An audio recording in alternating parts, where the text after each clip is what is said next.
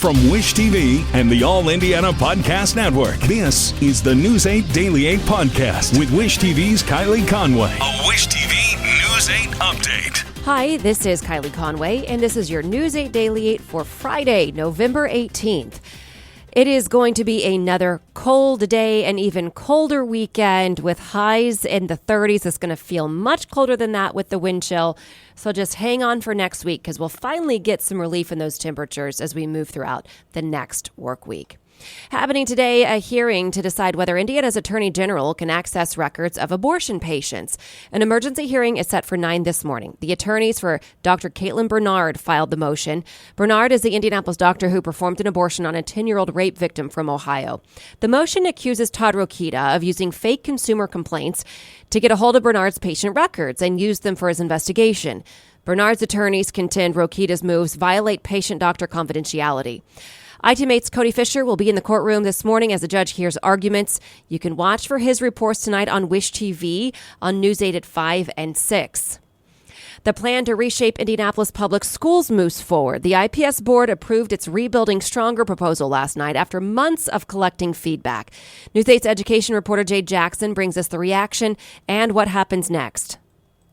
Before the decision was voted on, people spoke during public comments, and the decision for and against the proposal were about 50-50. With 21 public comments for the Rebuilding Stronger proposal. No plan is going to be perfect, and there is no plan we could come up with where everyone will be satisfied. Nevertheless, I support this attempt at making things better. In 21 public comments against the Rebuilding Stronger proposal, there were 3 new board members that were just elected who will begin their role in January. All of them have publicly said that they would not support this plan. Educators, parents, organizations, community members, and even students shared their thoughts before the vote. At School 43, I have 4 friends that go there. I'm excited for them to have the same experience I am having. Without Edison, I don't think that I would be where I am today. The proposal was updated based on feedback received throughout the process and after being presented. Ms. James, please call the roll. Commissioner Arnold? Yes. Commissioner Collins? Yes. Commissioner Pritchard? Commissioner Slack? Yes. Secretary Allen? Yes. Vice President Moore? Yes. President Hawkins? Probably yes. The vote passed for the Rebuilding Stronger proposal. We will not always agree, that I know, but I do believe that we are stronger together. And as we head into this next phase of implementation, we will need your partnership and your voices. We'll be staying with the process as it unfolds. In Indianapolis, Jay Jackson for Wish TV, wishtv.com, and you can follow us on Facebook. Education nonprofit Rise Indy wanted the board to delay the vote on Rebuilding Stronger. Rise says in a new statement, given the many changes that have been made to the plan since it was released in mid-September, we hope there will be still opportunities for community, especially parents of color, to provide feedback that will lead to further refinement of the plan. There is still much work to be done to create a truly equitable district for our Black and brown students. The board's next hearing is set for December 6th. That will consider 2 referendums to ask taxpayers to invest in the proposal. As we've reported, IPS leaders have said those referendums would add $6 to the property tax bill of an average price home. Anderson High School's doors will stay closed today following a threat and the arrest of a student with a gun. District authorities deemed the threat to be not credible late yesterday. They do say the school closing is solely based on the student's arrest and that the two are not related. The students reported seeing mentions of the gun on social media. Those reports led to staff finding the gun and Anderson police taking the student into custody. The district says the Anderson Career Center will also stay closed today. Fishers police say a shooting in a busy area of town started as road rage. The police department tweeted about it just after 10 last night. They say it happened near 96th Street and North by Northeast Boulevard. That's near several businesses and restaurants. Police say the victim went to the hospital with non-life-threatening injuries. The suspect got away. Anyone with information is asked to call the Fishers Police Department. Investigators in Clay County haven't yet said what started a fire that killed 2 young children. It happened Wednesday near Brazil in a mobile home park on State Road 34. The coroner says 3-year-old Athena Holdbrook and 3-month-old Aries Romine died from smoke inhalation. The state fire marshal's office is helping with the investigation. The Biden administration is recommending Saudi Arabia's crown prince be shielded from lawsuits over his role in the killing of journalist Jamal Khashoggi. The Indiana State University graduate was killed in a Saudi consulate in 2018 following his criticism of the prince. As a candidate, President Joe Biden denounced Crown Prince Mohammed bin Salman over the killing. Now administration officials say Salman's senior position as Saudi Arabia's de facto ruler and his role as prime minister should shield him from lawsuits brought by Khashoggi's fiancée and the rights group Khashoggi founded. Critics say the move sends a wrong message. The State Department says the recommendation is purely a legal determination. It is now up to a judge who will ultimately decide whether to grant immunity. House Speaker Nancy Pelosi will no longer lead her party in the U.S. House.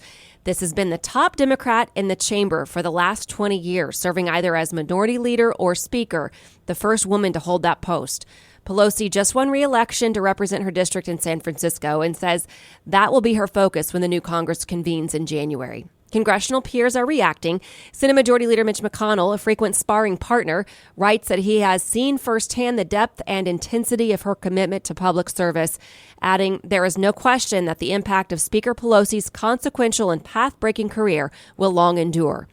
Democrats must now choose a new leader as the party returns to the minority. Vice President Kamala Harris is condemning North Korea's latest missile launch. It happened overnight. U.S. authorities say it's the second major test of a missile capable of reaching America.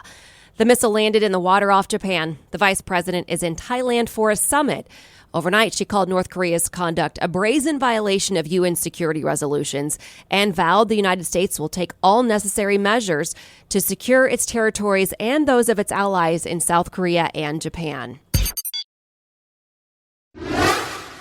The Biden administration is asking the Supreme Court to reinstate the student loan forgiveness program. As Amy Kiley reports, the move is drawing sharp criticism from Republicans.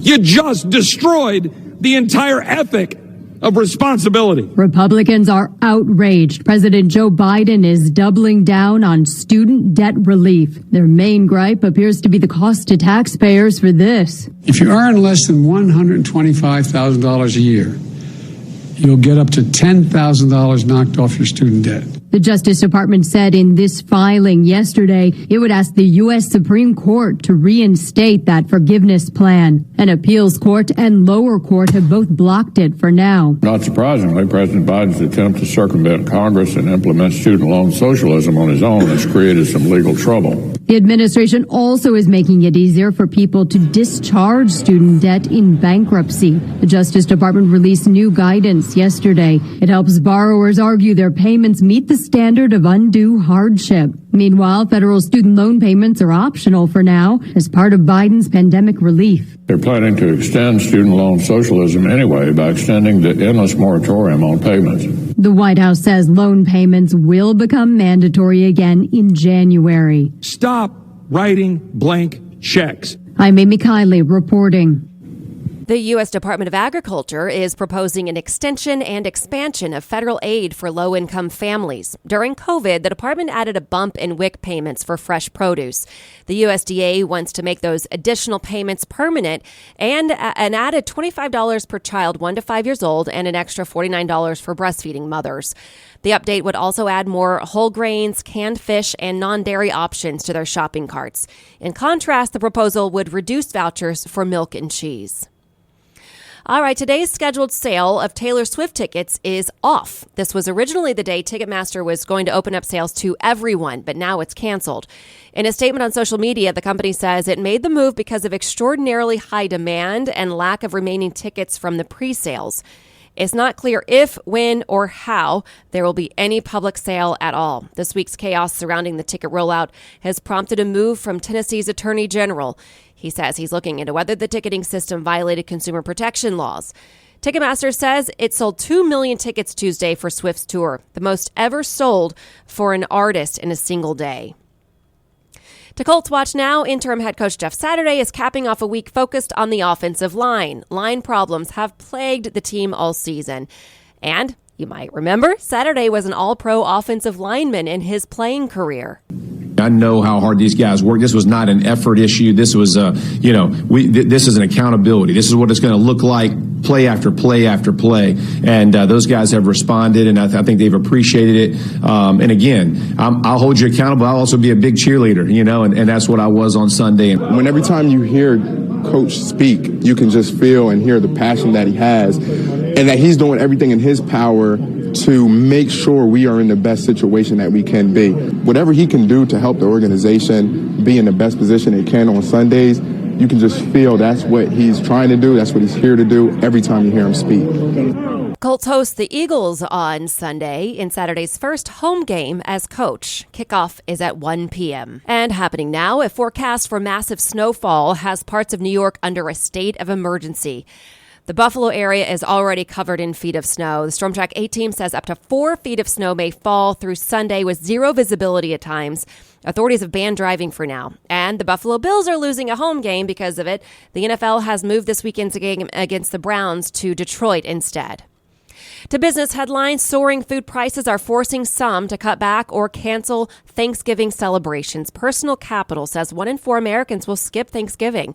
1 in 3 say they'll have a smaller celebration. A high percentage are cutting back on one dish to save money.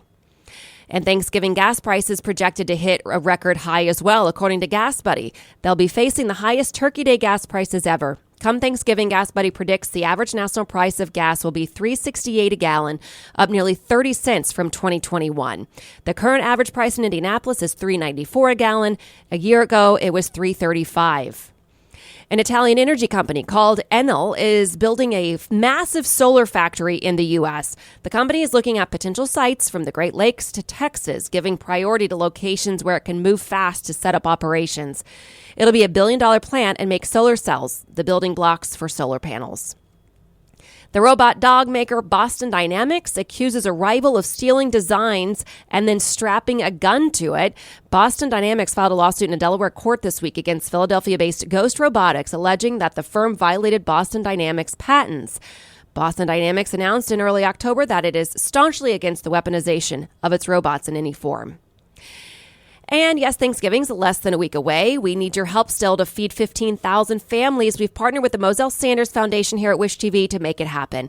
A $20 donation will provide for a family of 4. You can donate by texting Moselle, M-O-Z-E-L, to 317-633-9113. You can also go to wishtv.com. We have a page there, and you can donate money online. And finally, Ruoff Hum Mortgage Music Center is kicking off the Magic of Lights tonight. It starts at 6 p.m. The route is a little more than a mile long. It takes about 20 minutes to get through. You'll see everything from the 12 Days of Christmas to 200-foot-long tunnel of lights where you are completely surrounded.